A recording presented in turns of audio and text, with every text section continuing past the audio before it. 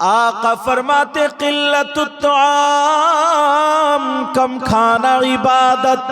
अगर 2 लुक़्मे कम खाओगे तो नमाज में काहिली नहीं होगी, सुस्ती नहीं होगी, नमाज में थकावट नहीं होगी, आराम से नमाज पढ़ोगे। इसीलिए नबी फरमाते हैं बीमार भी नहीं होगे, कम खाना इबादत। एक जुमला तो ये हो गया। नंबर 2, आका फरमाते हैं 5 चीजें इबादत में से एक तो कम खाना इबादत। नंबर 2, वल्क़ुऊदु फिल मस्जिद, मस्जिद में बैठना इबादत। मस्जिद जाते हो? अरे बोल नहीं रहे हो, क्या बात? कहीं ऐसा तो नहीं है 8वें दिन चल रही हो? हमारे यहाँ सुन्नियों में ये बहुत कमी है, नारे इतने लगाएगा कि कूद कूद के नारे लगाएगा और नमाज एक टाइम की नहीं पड़ेगा, और जन्नत अपने अब्बा की। मौलाए कायनात हजरत अली रज़ी अल्लाह ताला अन्हु सैयदों के बाप, और ये गुनाहगार भी सैयद है, सैयदों के बाप, उनके बेटे हसन हुसैन जन्नती जवानों के सरदार, उनकी बीबी सैयदा फातिमा जन्नती औरतों की सरदारा, उनके ससुर मोहम्मदुर रसूलुल्लाह कायनात के मालिक। मगर मेरे नबी ने चलते फिरते कह दिया अली तुम जन्नती हो, उमर तुम जन्नती हो, उस्मान तुम जन्नती हो, अबू बकर तुम जन्नती हो। कोई माई का लाल ये नहीं बता सकता। जिस दिन मेरे नबी ने कहा अली तुम जन्नती हो, उमर तुम जन्नती हो, 10 सहाबाए किराम से कहा तो उन्हें तो नमाज अब पढ़ने की क्या जरूरत, क्योंकि वो तो जन्नती है। और नबी ने कह दिया है इतना मोटा तकिया लगा के लेट जाना चाहिए। मगर पूरी दुनिया की तारीख पढ़ करके देख लो, मौलाए कायनात की उसके बाद भी एक टाइम की नमाज नहीं छूटी। और अपना क्या हाल है? एक आधी टाइम की पढ़ते और जन्नत अपने अब्बा की। जन्नत में जाओगे तो, क्योंकि मन क़ाल ला इलाहा इल्लल्लाह, जिसने कलमा पढ़ा वो जन्नत में जाएगा। दखल फिल जन्नह, जन्नत में जाएगा। बात सही है, मगर उससे पहले कब्र में कुटाई पिटाई डेंटिंग पेंटिंग धुलाई होगी। पहले तो कब्र में खूब कूट लिया जाएगा बढ़िया होकर के, बाद में जन्नत में जाओगे जब सारी जंग छूट। जिस दिन अगर हमारे अंदर से ये बात निकल, यार मैं कभी कभी देखता हूं ना, अल्लाह ने हमें कितना प्यारा मौका दिया। वली हमारे पास, गौस हमारे पास, गरीब नवाज हमारे पास, कुतुब हमारे पास, सारी चीजें हमारे पास, तो नमाजें भी हमारी सबसे अफजल और आला होनी चाहिए थी। अब जरा हिंदुस्तान के राजा हम सबके ख्वाजा गरीब नवाज को देखो। कोई माई का लाल ये नहीं बता सकता कि गरीब नवाज की एक टाइम की नमाज छूटी हो।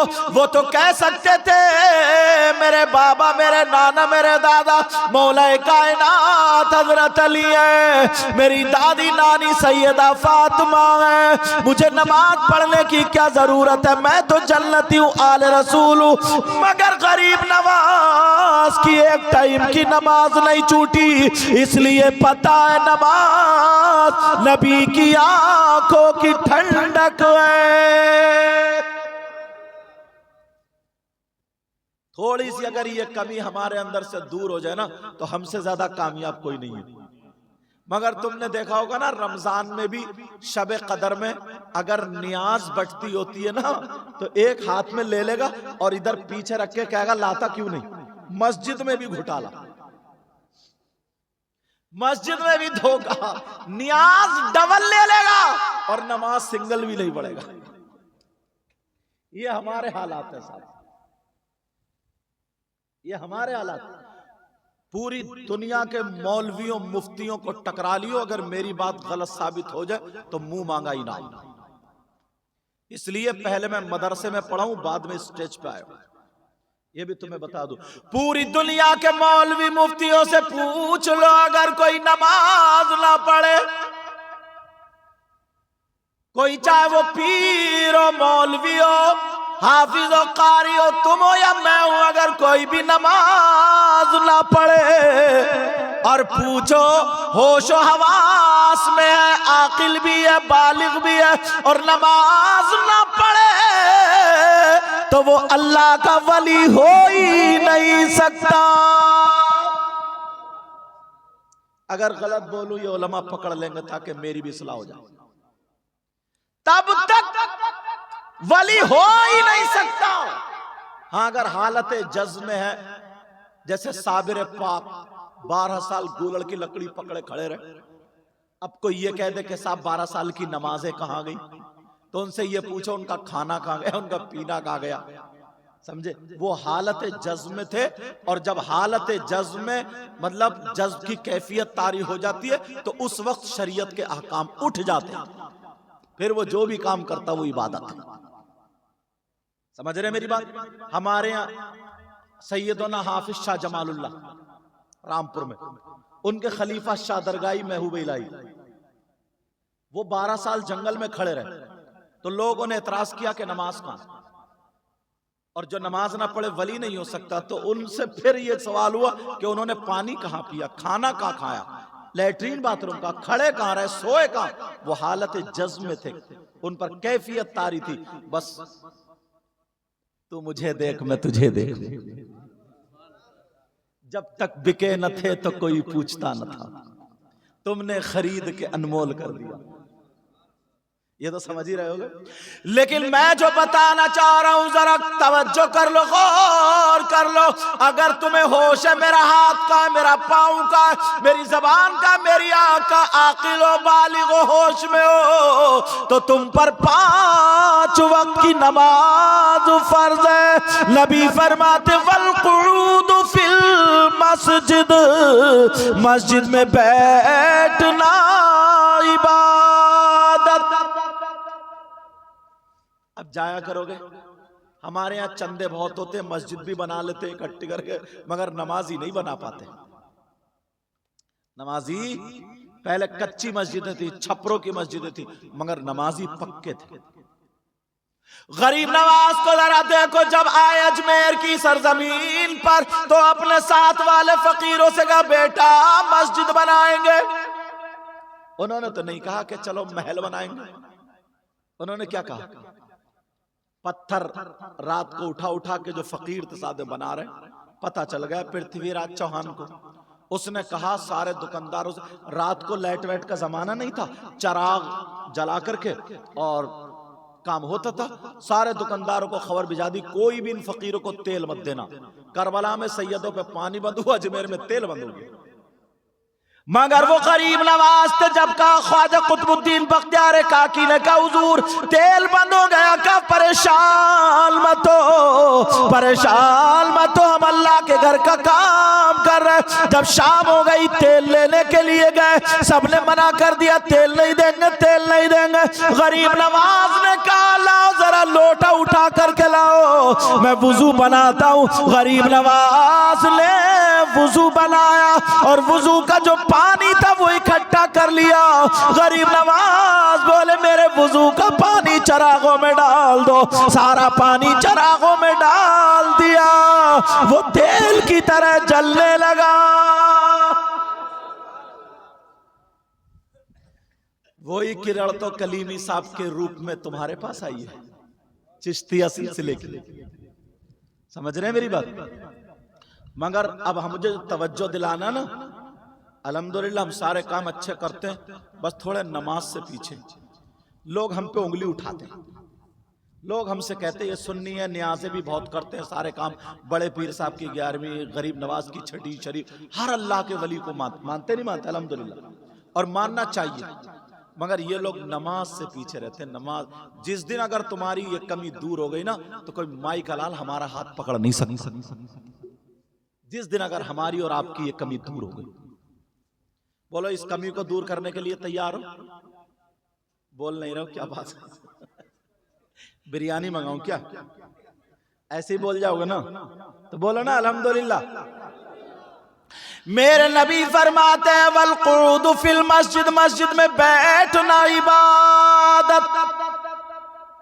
अल्लामा ज़मख़शरी लिखते अगर कोई अल्लाह का बंदो मस्जिद में जाकर के खाली बैठ जाए, नमाज का टाइम भी नहीं है, कुरान की तिलावत भी नहीं कर रहा है, खाली बैठ जाए, तो जितनी देर बैठेगा हर हर सांस पर अल्लाह ताला उसे 400 नेकियां अता फरमाएगा।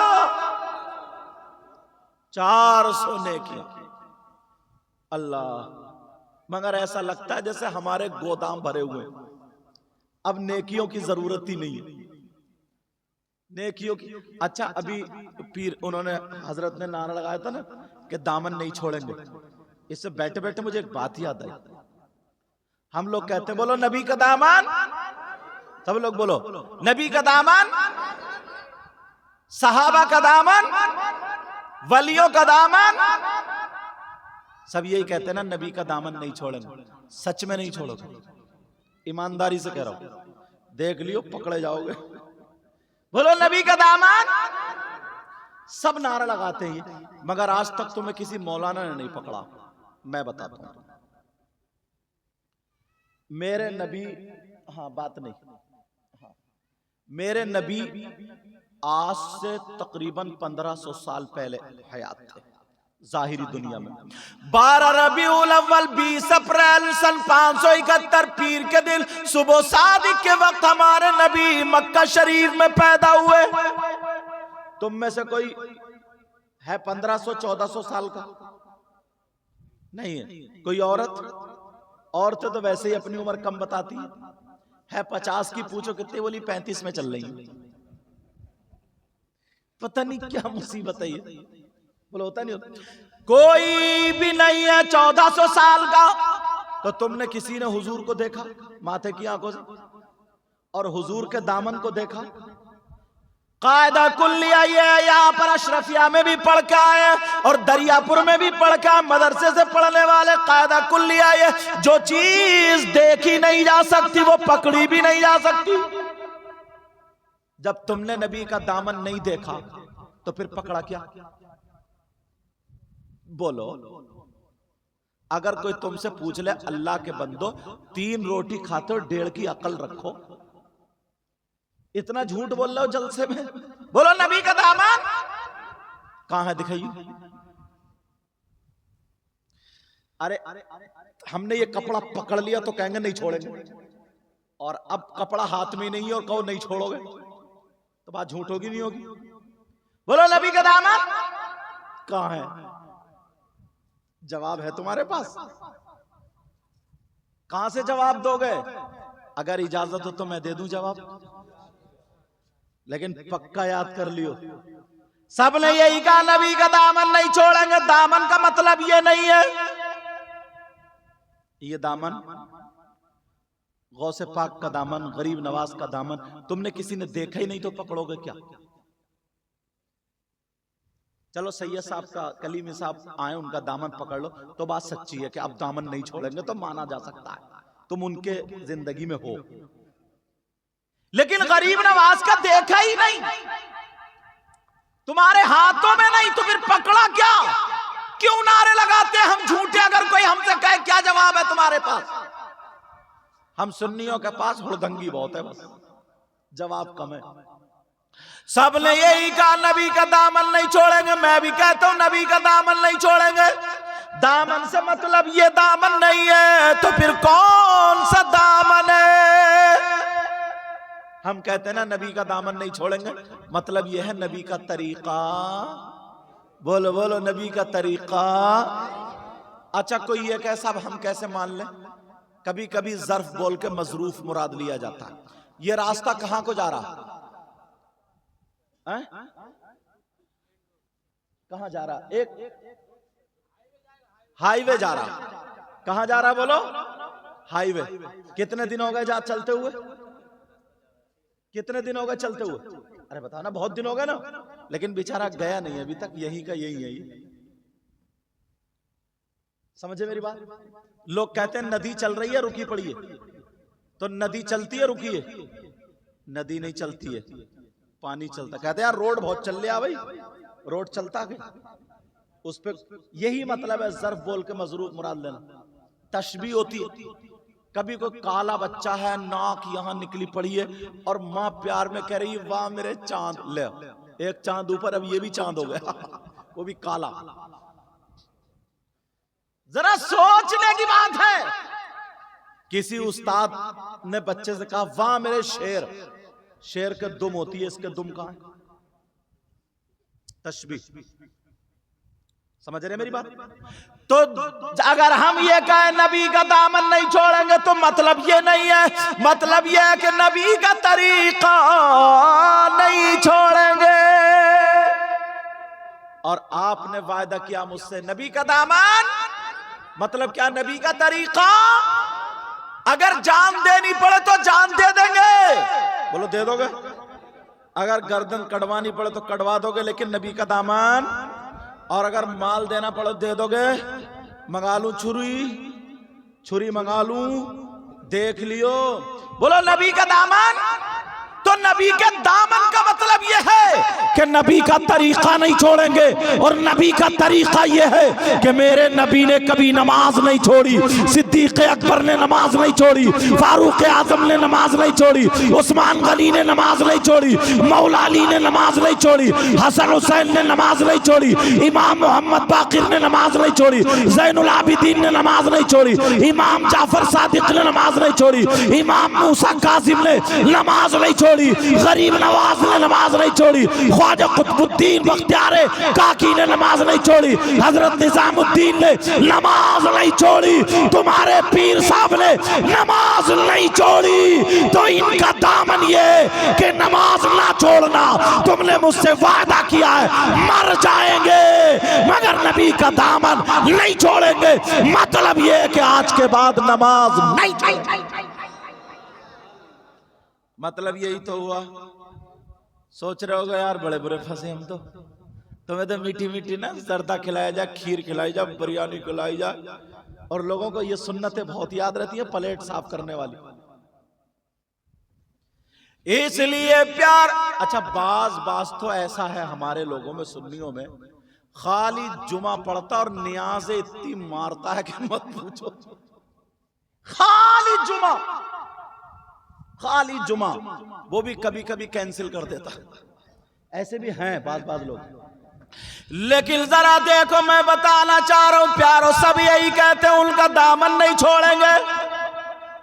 तो दामन है पीर साहब का एक, और कम से कम कई हजार मुरीद हैं। क्या होगा दामन का? दामन का मतलब समझ रहे? उनका तरीका नहीं छोड़ेंगे, और उनका तरीका वही है जो मेरे नबी का तरीका है। और नबी का तरीका नमाजे ना छोड़ना। दूसरा तरीका यह, मेरे नबी ने कभी दाढ़ी नहीं मुड़ाई। और अपना क्या हाल है, 50-50 साल के भी मुड़ाते फिर रहे हैं। आका फरमाते वल कुऊद फिल मस्जिद, मस्जिद में बैठना इबादत। एक हदीस और सुनो, क़ाल क़ाल रसूलुल्लाह सल्लल्लाहु तआला अलैहि वसल्लम सलासा ला यदखुलूनल जन्ना अला कुल्ली वालिदै वद्दयूस व रजुलतुन निसा।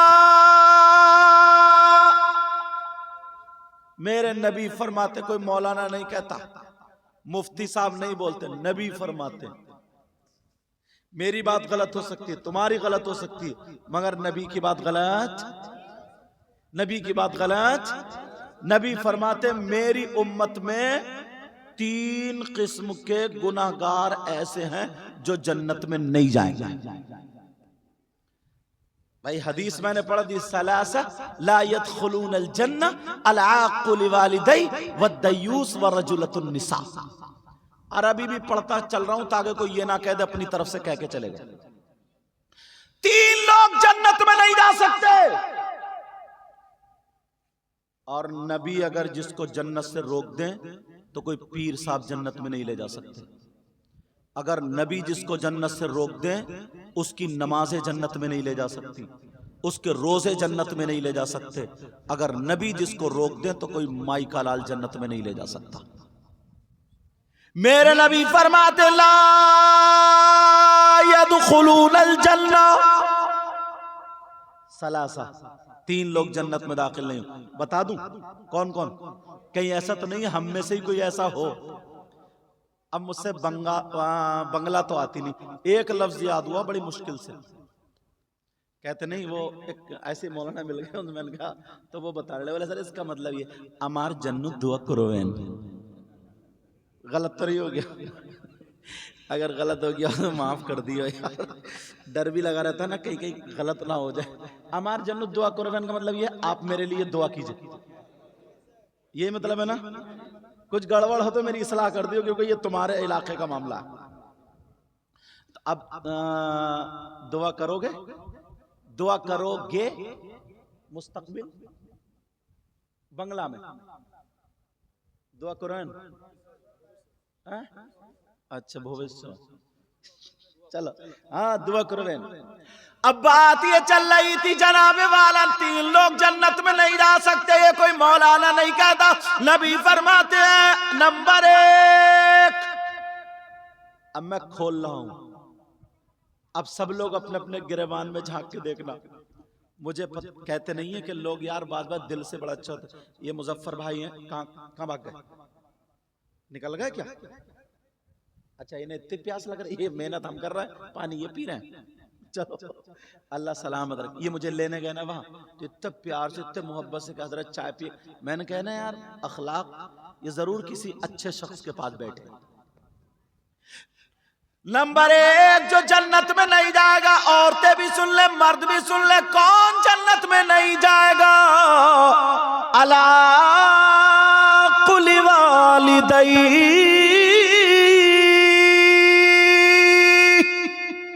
तर्जमा कर रहा हूं, वो जन्नत में नहीं जाएगा जो अपने माँ बाप को सताता है, जो माँ बाप को तकलीफ देता है, जिसके माँ बाप जिससे नाराज है तो उसका नबी भी नाराज, खुदा भी नाराज। जब माँ बाप नाराज है तो वो कितनी नमाजें पढ़ ले, कितने जलसे कर ले, कितने मेरे हाथ चूम ले, किसी और के हाथ चूम ले, जब तक माँ बाप नाराज है वो जन्नत में नहीं जाएगा।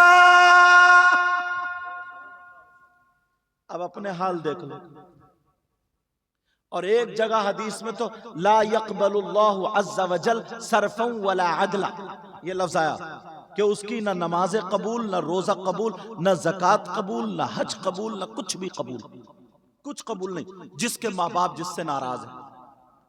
हम जाते अपने इलाके में तो लोग इतना हाथ चूमते कि सैयद साहब सैयद साहब, बाज बाज तो नाक लगा देता है, चूमते चूमते रगड़ देता, यूं ठुकने भूल जा, रगड़ देता, दूसरा आया यूं साफ करके चला गया।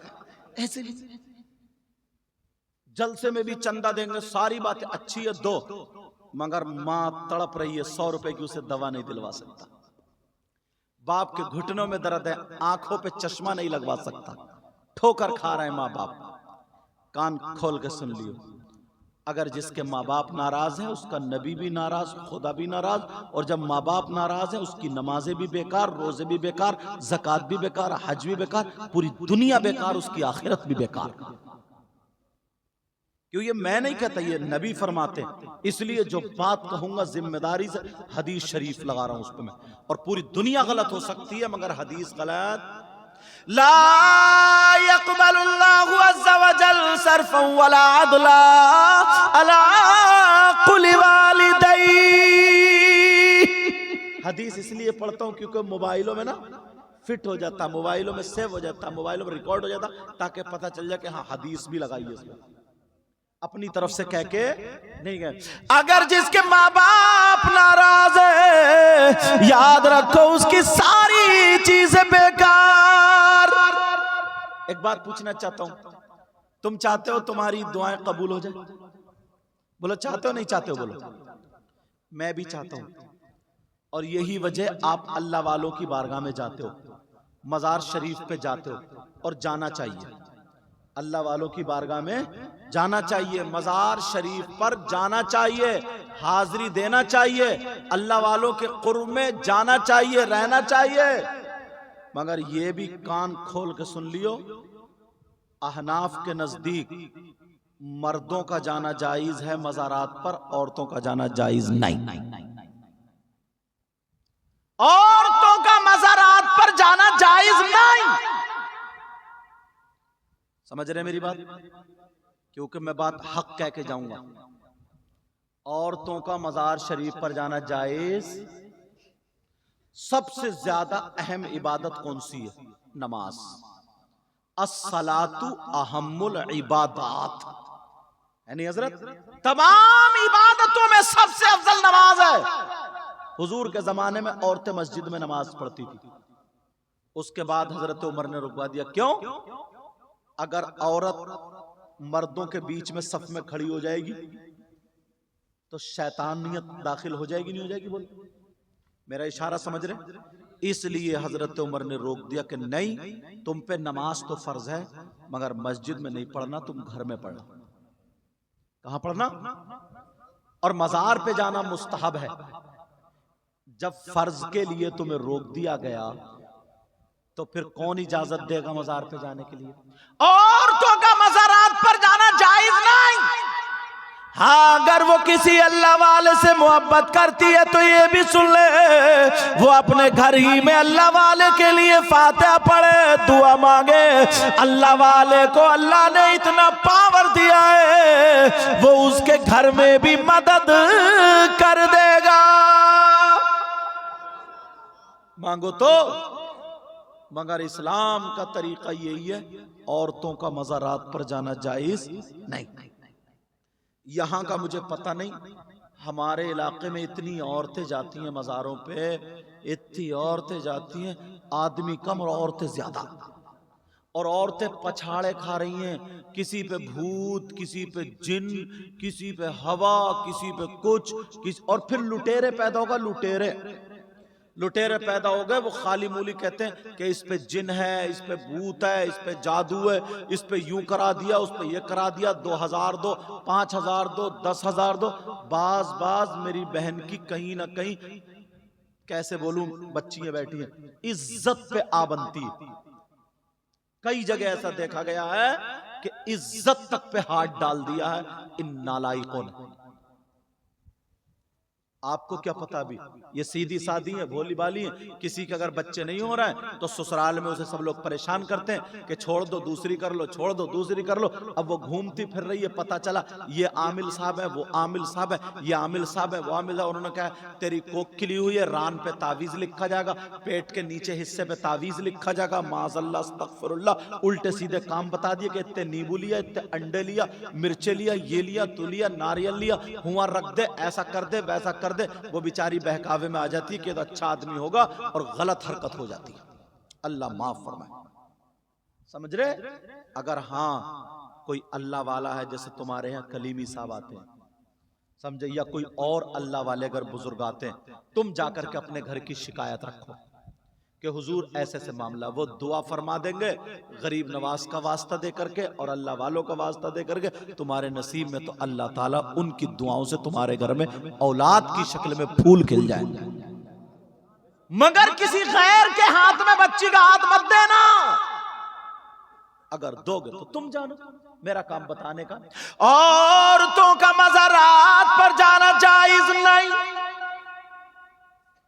एक बात और बताऊं, सुन लेना ये बात जरा तवज्जो से। इस गांव का क्या नाम है हजरत? कासिम नगर। इस कासिम नगर में कितने घर होंगे? कम से कम 200 होंगे, 400। सब मुस्लिम है और भी है? हाँ मुस्लिम है। कम से कम 400-500 घर है। 500 मान लो, 500 घर है। मैं गारंटेड बता रहा हूं, अगर 500 घर हैं, 500 घर में अगर 400 घर में लड़कियां हैं ना, तो उनकी बच्चियों पे मोबाइल जरूर होगा। 10-20 ऐसे होंगे जिनके घर में नहीं है, बाकी उनकी जवान बच्चियों पे मोबाइल।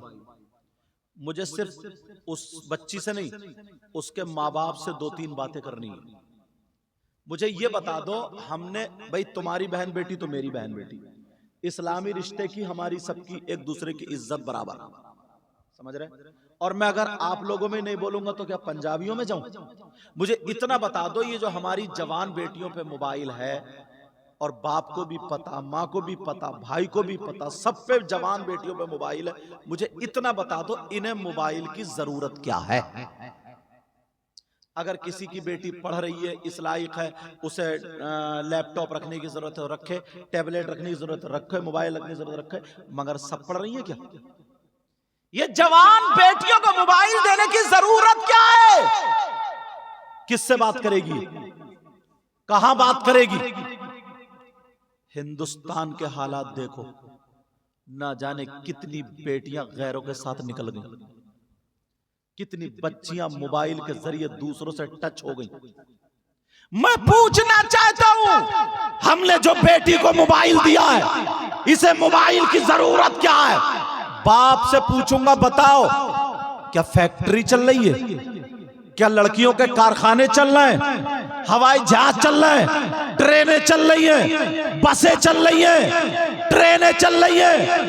कारखाने, फैक्ट्री, मोबाइल के बगैर कारखाने बर्बाद हो जाएंगे, हवाई जहाज डूब जाएंगे, ट्रक और बसों में आग लग जाएगी, ट्रेनें जल जाएंगी, पूरा खानदान भूखा मर जाएगा। मुझे बताओ, ये बेटियों को जो मोबाइल दिया है, इन्हें मोबाइल देने की जरूरत क्या है? आज कोई बाप नहीं बता सकता, मैं बताता हूं। जो लड़की कासिम नगर से निकल कर कभी बाहर नहीं गई, मगर उसके बाद बंबई का फैशन कहां से आया? आज उसकी आस्तीन कट गई है, आज उसके सरों से दुपट्टा उतर गया है, आज वो बेहयाओं जैसा चालो चलन कर रही है, आज वो नंगे नंगे कपड़े पहन रही है, आज उसकी चुटियां लहरा रही है, आज उसके बाल दिखाई दे रहे हैं। शर्म हया गैरत खत्म, पर्दा ओढ़नी खत्म। हमारी बेटी अगर जवान बेटी है तो बाप के सामने ऐसे ही निकल पड़ती है बगैर पर्दे के। अब मुझे बताओ, तुम्हारे यहाँ शादी हो, शादी में देखो अगर 50 लड़कियां हो, एक भी ढंग के कपड़े नहीं पहने होगी। तुम तो मुसलमान हो, तुम्हारे घरों में ईसाइयों का तरीका कैसे आया? यहूदियों का तरीका कैसे आया? क्रिश्चियन का तरीका कैसे आया? तुम्हारे घर में सैयदा फातिमा का तरीका क्यों नहीं आया? गौसे पाक की माँ का तरीका क्यों नहीं आया? गरीब नवाज की बेटी का तरीका क्यों नहीं आया? साबिर पाक की माँ का तरीका क्यों नहीं आया? ख्वाजा कुतुबुद्दीन बख्तियार काकी की माँ का तरीका क्यों नहीं आया? वो नाचने वाली औरतें, वो फिल्में बनाने वाली औरतें, उनकी तरह तरीका आ गया। आज हमारी बेटी अगर चल रही है तो चलने का ढंग फिल्मों जैसा, पहनने का ढंग फिल्मों जैसा, खाने पीने का ढंग फिल्मों जैसा। मैं पूछना चाहता हूँ, अगर तुम्हें करना था अपनी बेटियों के हाथ से मोबाइल ले लो, इन्हें देना है तो दीनी किताब दे दो, इस्लामी किताब दे दो।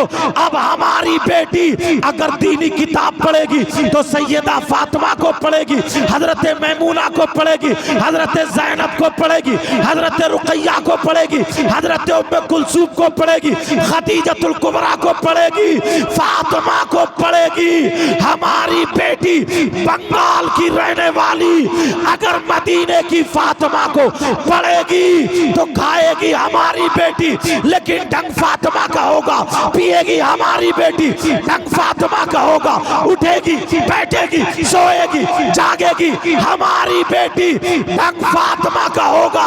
ऐसी बेटी बाप के घर में हो तो बाप के लिए रहमत बनेगी, शौहर के घर में हो शौहर के लिए नेमत बनेगी, और जब माँ बनेगी तो उसके कदमों के नीचे जन्नत।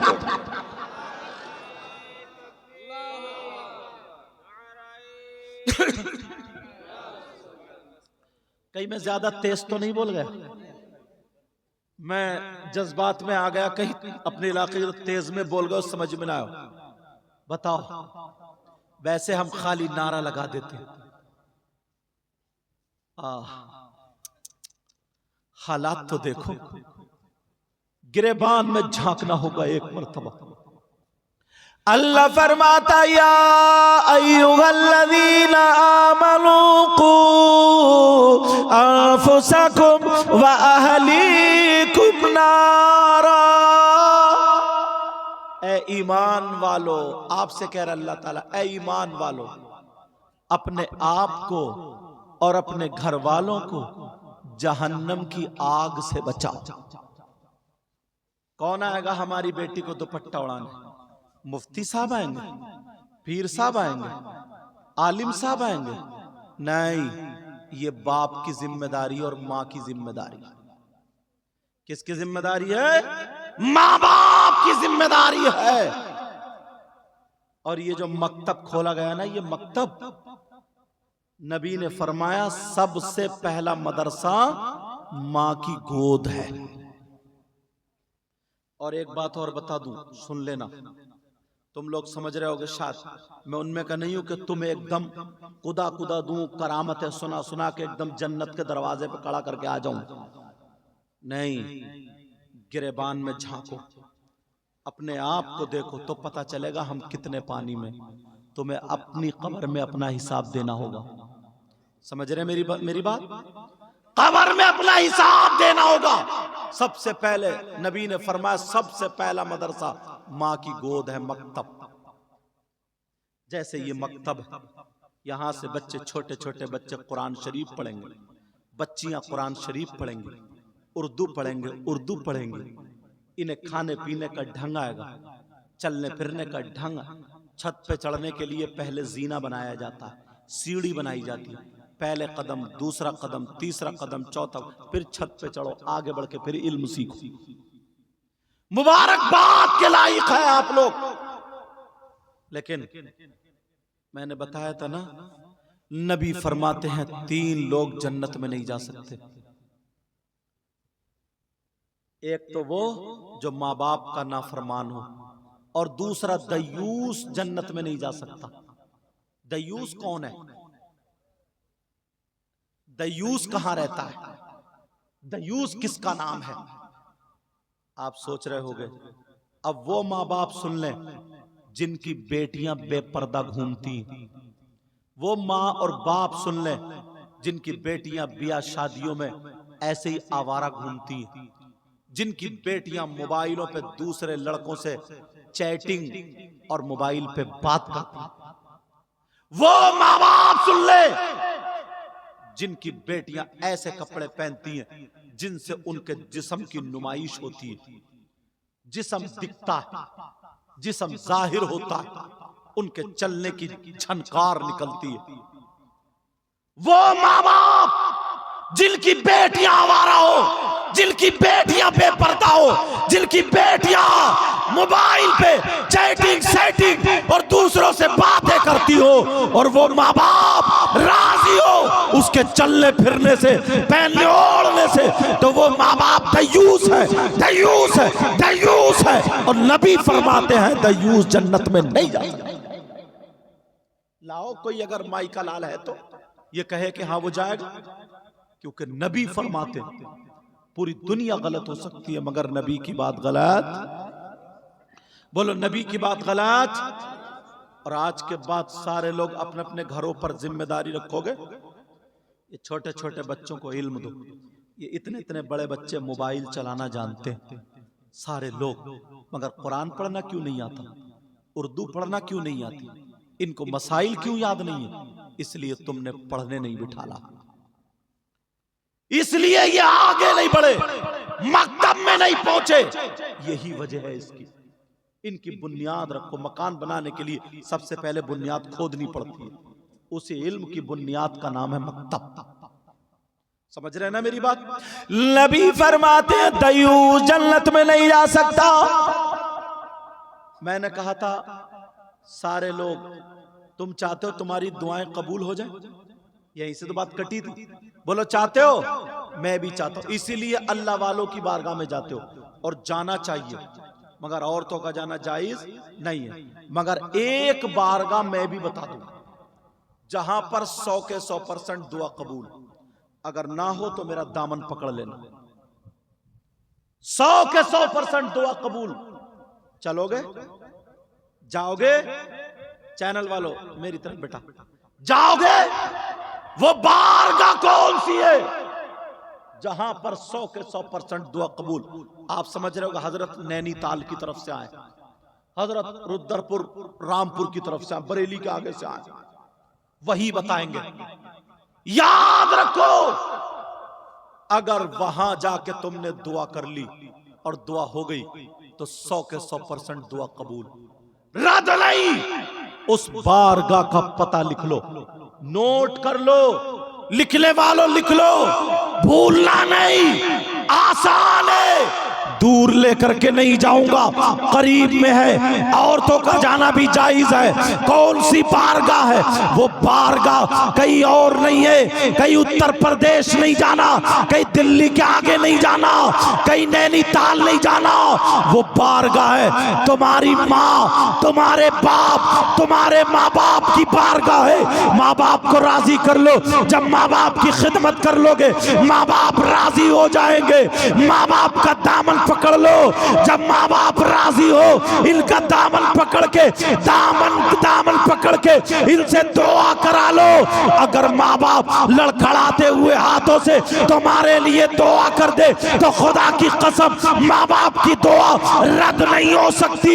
इसलिए ये कोई और नहीं कहता, मदीने के ताजदार अहमद मुख्तार फरमाते हैं दुआउल वालिदैन अन औलादिहिमा का दुआ नबी जी अनुमति ही। नबी फरमाते हैं माँ बाप की दुआ औलाद के हक में ऐसी होती है जैसे मुझ मोहम्मद की दुआ मेरी उम्मत के हक में हुआ करती।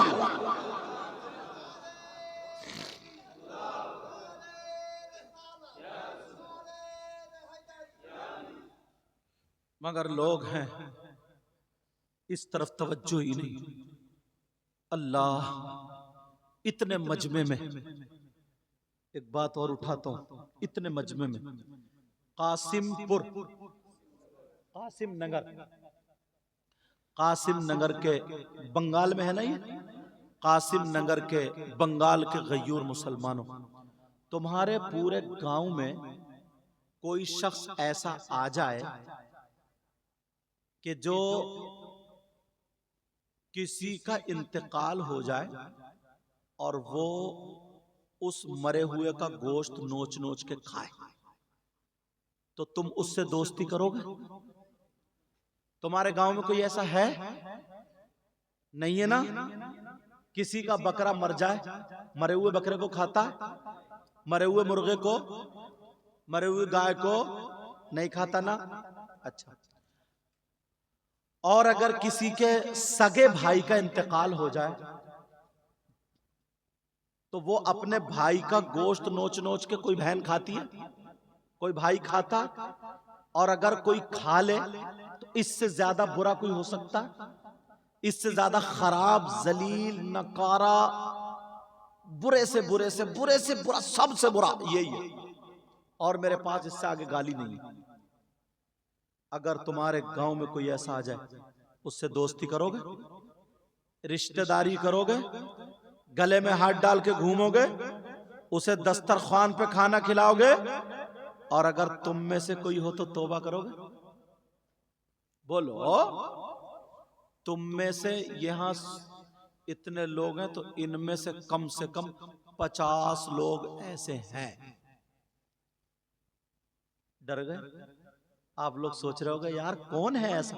और औरतों में तो और ज्यादा, जो अपने मरे हुए भाई का गोश्त खाए। कोई कहेगा यार ये हजरत पहली मर्तबा है, कौन से मौलाना को बुला लिया, कैसी बात कर रहा है? किससे पूछवाऊं, हजरत से, इमाम साहब किबला से? नहीं। कोई ये भी कह सकता मैं इनकी नहीं मानता, सदर साहब से, आप सदर ना, आज जो भी हो, मतलब कैशियर, अभी लिखने वाले के तौर कातिब, इनसे कहा नहीं, और भाइयों से नहीं, किसी मुफ्ती साहब से, उनकी बात भी गलत हो सकती है। फिर किससे पूछूं? ऐसी जात, ऐसी चीज से पूछूंगा कि कोई माइका लाल कह ही नहीं सकता कि ये गलत है। कौन है वो? बताऊं? नाम लेके बताऊं? ऐसे ही डर गए। मुझे तो तुम्हारे इनके मुजफ्फर अली का नाम याद और किसी का नाम याद नहीं, क्योंकि ये मेरे साथ कार में आए और डबल चाय पिलाई इन्होंने मुझे। अल्लाह बरकत अता फरमाए। चाय भी शानदार, और कितने प्यार से बोले हजरत यहाँ का समोसा बहुत शानदार होता है, समोसा खाएंगे। मैंने चेहरा देखा, मैंने कहा ये खिलाना चाह रहा है, मैंने कहा ठीक है मंगा लो। तो 3 समोसे हम 3 लोगों के लिए और 15 समोसे अपने घर के लिए पैक करा के लाएंगे। पूछो, अब मुझे लगता है रात भर ये बैठ के खाएंगे। चलो, तो कौन है वो? किससे पूछोगे? कुरान से पूछो, अल्लाह के कलाम से पूछो। क्या कुरान गलत हो सकता है? कुरान का हर हर लफ्ज सच्चा, कुरान का हर हर हर्फ सच्चा, एक एक नुक्ता सच्चा। और अगर कुरान को कोई गलत माने तो मुसलमान हो सकता है, कुरान को कोई झूठा माने तो मुसलमान हो सकता है, कुरान के किसी हर्फ को झुटलाए तो मुसलमान हो सकता है।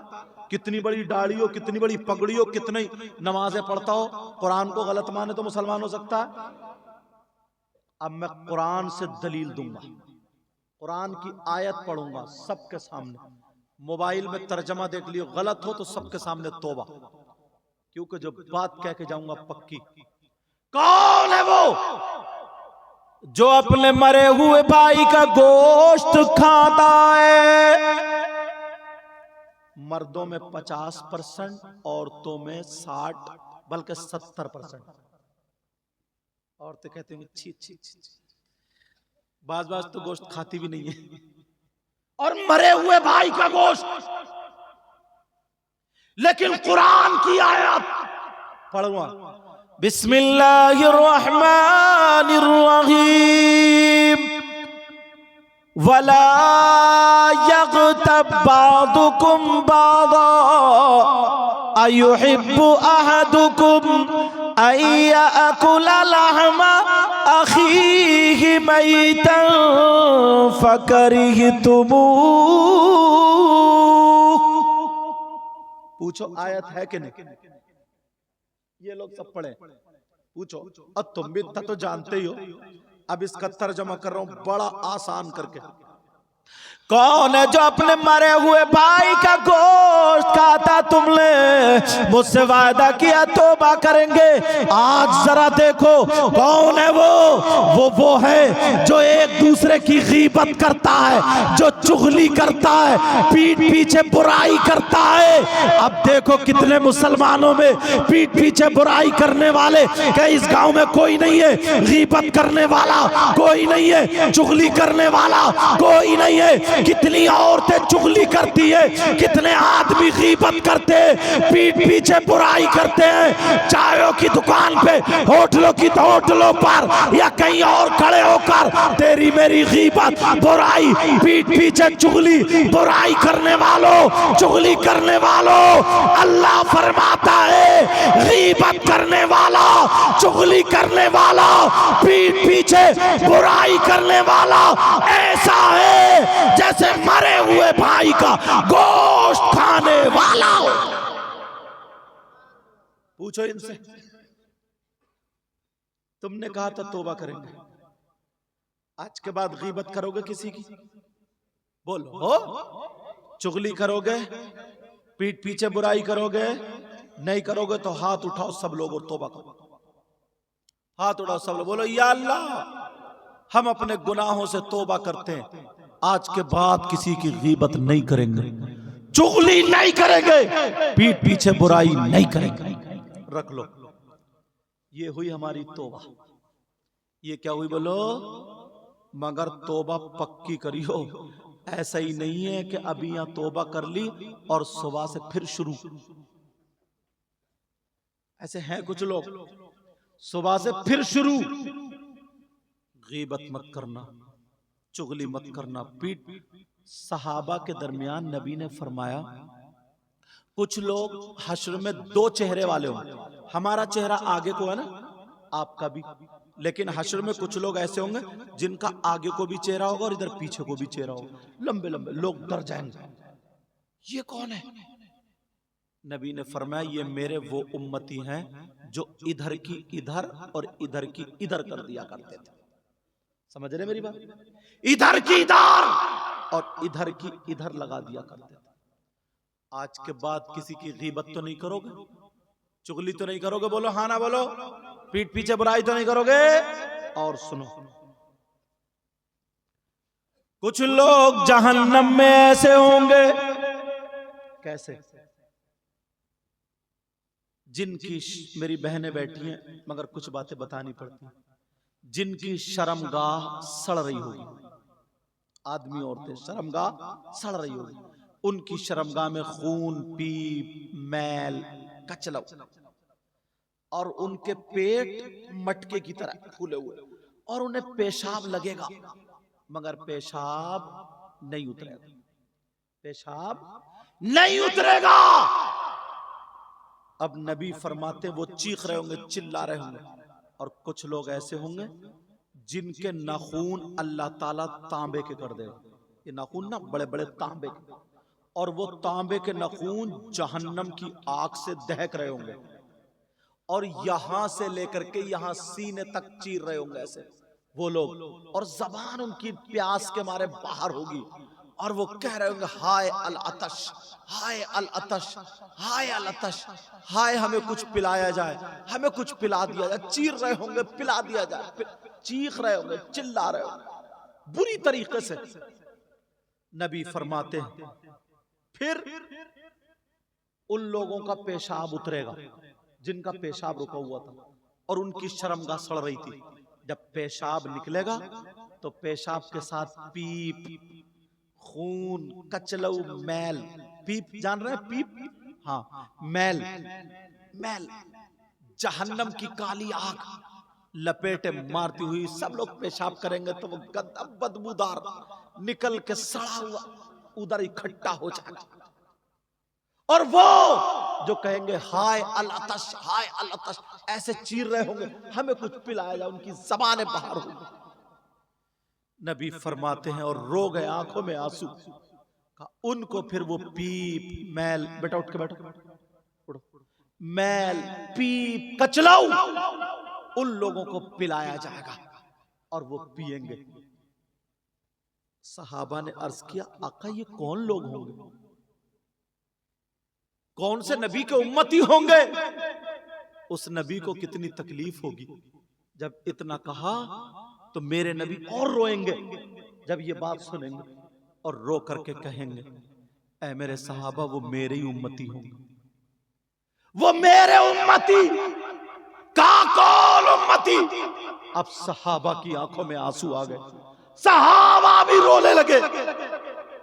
मेरे नबी ने फरमाया सुनो, वो लोग जिन्हें खून पिलाया जाएगा, कचलऊ पिलाया जाएगा, पेशाब पिलाया जाएगा, पीप पिलाई जाएगी, सड़ें फैल रही होगी, जिन्हें पिलाया जाएगा वो मेरी उम्मत के वो लोग होंगे जो शराब पिया करते थे, जो नशा किया करते थे, जो शराब के आदी थे, शराब नहीं छोड़ा करते थे। अल्लाह के वास्ते शराब पीने वालों, नशा करने वालों, पूरी दुनिया गलत हो सकती है मगर मेरे नबी का फरमान गलत नहीं हो सकता, इसलिए मर जाना मगर शराब को हाथ मत मत। कितने लोग आज शराब पी रहे हैं, मुसलमानों के छोटे छोटे बच्चे नशा करने लगे। तुम्हारे यहां नहीं, जाकर के देखो ऐसे लोग शादी में शराब पी पी करके डांस कर रहे हैं, नाच रहे हैं, नशे के कैप्सूल खा रहे हैं। अस्तगफिरुल्लाह, अस्तगफिरुल्लाह, या अल्लाह मेरी तौबा, हम सबको नशे जैसी बुरी चीज से बचा दे। और सुनो, ये दो चीजें हो गई, तीसरी एक चीज और बता रहा हूं। असल में कुछ मसले ऐसे होते हैं ना जिन्हें अगर बयान करने दिल भी नहीं चाहता, क्योंकि भाई भी बैठे हैं, बहन भी बैठी है, मगर बात ऐसी होती है कि पहुंचाना जरूरी होता, पहुंचाना जरूरी। मुझे बताओ, वो सगा बेटा कितना बड़ा नालायक होगा, कितना बड़ा गंदा, कितना बड़ा गंदा गंदा गंदा होगा। कौन? जो अपनी सगी मां पर गलत नजर डाले। मेरा इशारा समझ गए? मेरी बात समझ गए आप लोग? जो अपनी मां के साथ, सगी मां के साथ गलत हरकत करे, वो बेटा कितना बड़ा जलील, कितना बड़ा नीच, कितना बड़ा जालिम और बुरा होगा। इससे कोई बुरा हो सकता? तुमने देखा आज तक कोई ऐसा? मर जाएगा, मगर जिस मां ने पैदा किया, जिस मां ने 9 महीने पेट में रखा, जिस मां ने अपना दूध पिलाया और उसके साथ गलत हरकत करे, आज मुसलमानों में 5% हो गए। इजाजत हो तो बताऊं? कोई भी बात अपनी तरफ से नहीं कहूंगा, या तो हदीस या कुरान की आयत। मेरी जो तकरीर होती है ना, ये नहीं चाहता हूं कि हर 2 मिनट पे नारे लगा दूं, इन्हें भी खुश करूं, इन्हें भी खुश करूं, इन्हें भी खुश करूं। अल्लाह और रसूल को खुश करने के लिए, राजी करने के लिए तकरीर करता हूं, ताकि हमारी कौम के अगर 2 बच्चे भी सुधर गए, मेरा नजराना वसूल होगा। कब तक मैं तुम्हें खुश करता रहूंगा, इन लोगों को खुश करता रहूंगा? इसी हंसी मजाक टिट्टे में, चुटकुलेबाजी में जलसे होते हैं, इतना चंदा होता, सब कुछ होता, और कोई मकसद नहीं निकलता, कोई हल नहीं निकलता, पब्लिक को कुछ मिलता नहीं, हुआ करके चले जाते हैं। एक एक पैसे का हिसाब किताब होना। कौन है वो जो अपनी मां के साथ गलत हरकत करने जैसा? अल्लाह, एक एक मौजू पे कई कई घंटे बोल सकता हूं, मगर आखिरी दर्जे की हदीस सुनाता हूं। कितना बड़ा जालिम होगा। तुमने नाम सुना होगा सूद और ब्याज का। यहां सूद बोलते हैं ना हजरत, सूद जानते हैं, और ब्याज भी दोनों समझते हैं ना? ठीक है। सूद और ब्याज का कारोबार कितने लोग कर रहे हैं आज। पैसे दे दिए किसी के बच्ची की शादी है, पैसे वाला 10,000 दे दिए, फसल में 12 लिए, 50 दे दिए, 60 लिए, 1 लाख दिए, 1,20,000 ये 10 लिए। सूद का कारोबार करने वालों, रुपया खाने वालों, पैसा करने वालों, सुनो, मेरे नबी फरमाते, सूद और ब्याज इस कोने से लेकर के इस तक कम से कम 100 फूल होंगे एक अंदाजे में, ठीक? वो ये पूरे 100 फूल। नबी फरमाते, सूद और ब्याज का जो गुनाह है, उस गुनाह के 70 हिस्से हैं। कितने? और एक हदीस में 73 का जिक्र भी आया, लेकिन 70 वाली बता दूं, 70 हिस्से। इतना बड़ा, इतना बड़ा, इतना बड़ा, इतना बड़ा, इतना बड़ा, इतना बड़ा, इतना बड़ा, उतना बड़ा, सबसे छोटा वाला उधर, फिर बड़ा, फिर बड़ा, फिर बड़ा, फिर बड़ा, फिर बड़ा, फिर और सबसे बड़ा। 70 हिस्से सूद और ब्याज का जो गुनाह है, उस गुनाह के, पाप के 70 हिस्से हैं। सबसे बड़ा वाला, छोटा वाला, सारे के सारे गुनाह उसी सूद के हैं। आमना के लाल फरमाते हैं, नबी फरमाते हैं, इन 70 हिस्सों में सबसे छोटे वाले हिस्से का गुनाह और पाप ऐसा है जैसे सगे बेटे का मां के साथ जिना। सगे बेटे का मां के साथ जिना करना, माज़अल्लाह। जब छोटे वाले का गुनाह ऐसा, तो फिर और बड़े वालों का कितना। आज लोग बड़े अड़ल्ले तड़ल्ले से खा लेते हैं, पी लेते हैं, सो लेते हैं। एक मजार शरीफ पर जब मैं गया हाजिरी देने के लिए, अल्लाह माफ फरमाए, तकरीर थी मेरी, पहना बैठा था एक मुजाबिर, सुन लियो जरा तवज्जो से, और वो कई अंगूठी पहने हुए। एक अंगूठी 4.5 माशा की, एक ही नक्की चांदी की पहनना जायज, वो कई अंगूठी पहना हुआ। और सुल्फा होता है ना, सुल्फा समझ रहे? चरस, गांजा, नशे की चीज, वो चिलम में रख के और ऐसे पी रहा था, खूब पी पी कर मर्द हक अली, धुआं मार और कह हक अली, तोबा तोबा अस्तगफिरुल्लाह, हजारों मर्तबा अस्तगफिरुल्लाह। मौलाए कायनात हजरत अली का नाम किससे जोड़ रहा? मेरे अली के शहजादे। सिर्फ यजीद ने इतना तो ही कहा था कि मेरे हाथ में हाथ दे दें, बैत कर लें, सब कुछ बच जाएगा, आराम से रहो। मगर हुसैन पाक ने हाथ में हाथ नहीं दिया। क्यों? यजीदी शराबी था, यजीदी बेनमाजी था, यजीद शरीयत मुस्तफा से हटा हुआ था, हलाल हराम में तमीज नहीं करता था। हुसैन ने अपने बच्चे देना गवारा कर लिया, हाथ नहीं दिया। जवानों को देना गवारा कर लिया, हाथ नहीं दिया। अब्बास के बाजू कट गए, हाथ नहीं दिया। खुद शहीद हो गए, हाथ नहीं दिया। दुनिया वालों को बता दिया, दिखा दिया, हुसैन अपने नाना के दीन पर इतना कायम है, जान दे सकता है मगर शरीयत के खिलाफ कदम नहीं उठा सकता। और ये कैसा नालायक इंसान। औरतें पांव दबा रही हैं, औरतें बैठी हैं, मेला लगा पड़ा है, और ये धुआं मारो के हक अली हक, तन बदन में मेरे आग लग गई। इसे हजरत अली से कोई वास्ता नहीं। हम इमाम मूसा काजिम की औलाद में से, समझ रहे?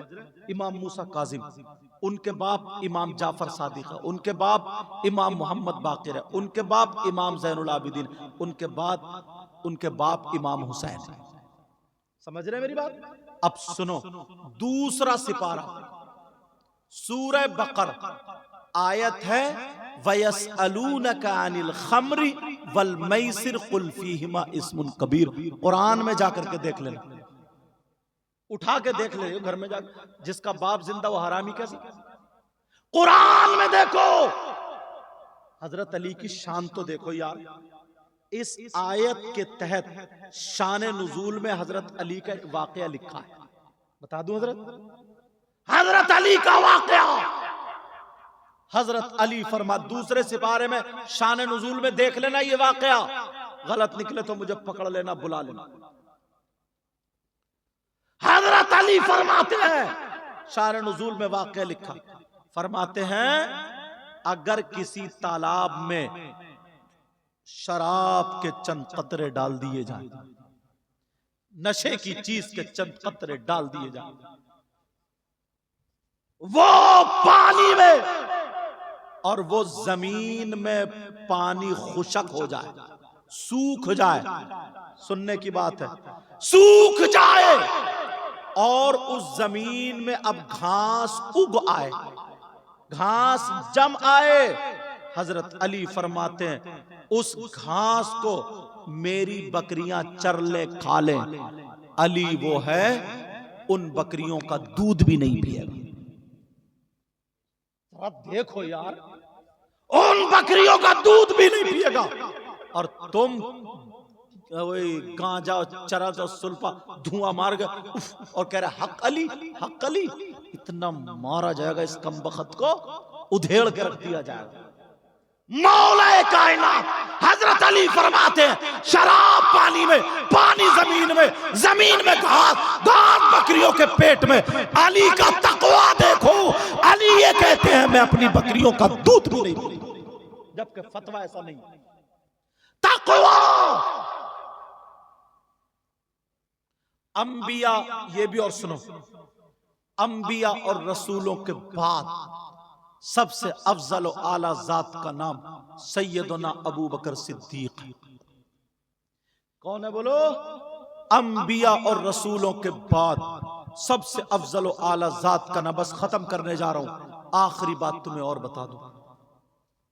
ये जो तुमने पौधा लगाया ना मकतब की शक्ल में, दुआ करो अल्लाह ताला इसको परवान चढ़ा दे और तुम्हारे बच्चों की सही परवरिश हो पाए। वो बात ये बताने जा रहा था, तुम चाहते हो कि तुम्हें 1 क्विंटल सोना अल्लाह की राह में खर्च करने का सवाब मिल जाए? कितना सवाब? चलो 1000 क्विंटल, 1 रुपया नहीं लगेगा तुम्हारा, एक पैसा नहीं लगेगा तुम्हारा, एक चवन्नी नहीं लगेगी और सवाब मिल जाएगा। सैयदना अबू बकर सिद्दीक रज़ी अल्लाह ताला अन्हु जुमे के दिन मस्जिद में अजान से पहले जाते हैं, जाकर के मस्जिद को झाड़ना, पोंछना, कूड़ा करकट हटाना, साफ करना, सफ़े बिछाना, झाड़ना, नमाजियों के लिए तैयार कर देना। एक दिन एक सहाबी ने पूछ लिया, आका अबू बकर ऐसा क्यों करते हैं? अब मेरे नबी मिंबर शरीफ पे खड़े होकर के बताते हैं, क़यामत तक के मुसलमानों के लिए पैगाम है, अगर कोई मस्जिद को झाड़ेगा, पोछेगा, साफ करेगा, नमाजियों के लिए तैयार कर देगा और एक मुट्ठी कूड़ा निकाल के मस्जिद से अलग डाल देगा, तो नबी फरमाते हैं, ये ओहद पहाड़ देख रहे हो? सहाबा का जी। सहाबा ने कहा जी। तो नबी ने फरमाया, इस ओहद पहाड़ की बराबर सोना अल्लाह की राह में सदका करने का सवाब मिल जाएगा। करो तभी तो। मगर मस्जिदों से हम दूर हो गए, नमाजों से हम दूर हो गए। वैसे कहते हैं कामयाबी नहीं है, खैर और बरकत नहीं है, यूं नहीं है, तू नहीं है। तुम्हारा मजहब इतना प्यारा मजहब है ना, इतना प्यारा मजहब है, मालूम है अजान होती है अब से नहीं 1500-1400 साल पहले से, अल्लाह अकबर, अल्लाह अकबर, अल्लाह सबसे बड़ा, अल्लाह सबसे बड़ा, अशहदु अल्ला इलाहा इल्लल्लाह, मैं गवाही देता हूँ अल्लाह के सिवा कोई माबूद नहीं, अशहदु अन्ना मुहम्मद रसूलुल्लाह, मैं गवाही देता हूँ बेशक मोहम्मद अल्लाह के रसूल है। हय्या अलस सलाह, आओ नमाज की तरफ, हय्या अलल फलाह, आओ कामयाबी की तरफ।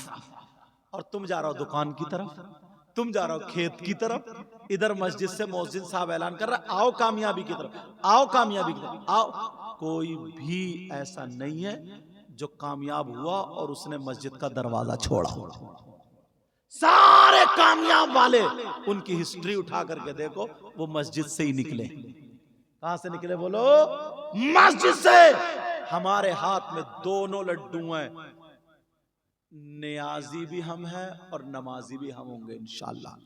बोलो, नियाज करने वाले भी हम हैं और नमाज पढ़ने वाले भी बोलो हम हैं। बोलो इंशाअल्लाह, इंशाअल्लाह, इंशाअल्लाह। मैंने कुरान की आयत पढ़ी थी, इन्नल्लज़ीना आमनू, बेशक वो लोग जो ईमान लाए, व अमिलुस्सालिहात, और जिन्होंने अच्छे काम किए, उलाइका हुम खैरुल बरिया, यही वो लोग हैं जो अल्लाह की मखलूक में सबसे बेहतर हैं। इसमें जो गलती हो गई हो सबको गवाह बना करके तौबा करता हूं। आप भी मेरे साथ में तौबा करिए, पढ़िए अस्तगफिरुल्लाह रब्बी मिन कुल्ली ज़ंबिन व अतूबु इलैहि। कलमा शरीफ पढ़े, ला इलाहा इल्लल्लाहु मुहम्मदुर रसूलुल्लाह व मा अलैना इल्लल बलाग। अस्सलामु अलैकुम व रहमतुल्लाहि व बरकातुहू।